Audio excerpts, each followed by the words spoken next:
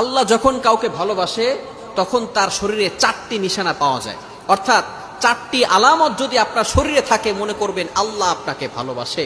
4টি নিশানা। 1 নাম্বার হচ্ছে যাদেরকে আল্লাহ তাআলা দ্বীনের সঠিক জ্ঞান দান করেন তাদেরকে আল্লাহ তাআলা মহব্বত করেন। নাম্বার 2, দ্বিতীয় নাম্বার হচ্ছে যারা বেশি বিপদে পড়ে আল্লাহ তাআলা তাদেরকে মহব্বত করেন। যার শরীরে দেখবেন একের পর এক বিপদ আসতেছে, অসুস্থতা আসতেছে, বারবার বিপদ, একের পর এক বিপদ, একটা বিপদ যাওয়ার পর পরে আরেকটা বিপদ আসতেছে, আপনি হতাশ হবেন না প্রিয় ভাই। আল্লাহ তাআলা আপনাকে ভালোবাসেন। এই কোটি কোটি মানুষের ভিতরে আল্লাহ তাআলা আপনার প্রতি ফোকাস করেছেন, আল্লাহ তাআলা আপনাকে ভালোবেসেছেন বিধায় আল্লাহ পাক রব্বুল আলামিন আপনাকে বিপদ দিয়েছেন। মনে রাখবেন নবীদেরকে আল্লাহ তাআলা বিপদ দিয়েছেন। ইব্রাহিম আলাইহিস সালাম খলিলুল্লাহ এবং মিল্লাতা আবিকুম ইব্রাহিম, যিনি সকল মুসলিম উম্মাহের সকল মুসলমানদের পিতা এবং সকল মুসলমানদের লিডার নেতা, সুতরাং ইব্রাহিম আলাইহিস সালামকে আল্লাহ তাআলা সবচেয়ে বেশি কষ্ট দিয়েছেন।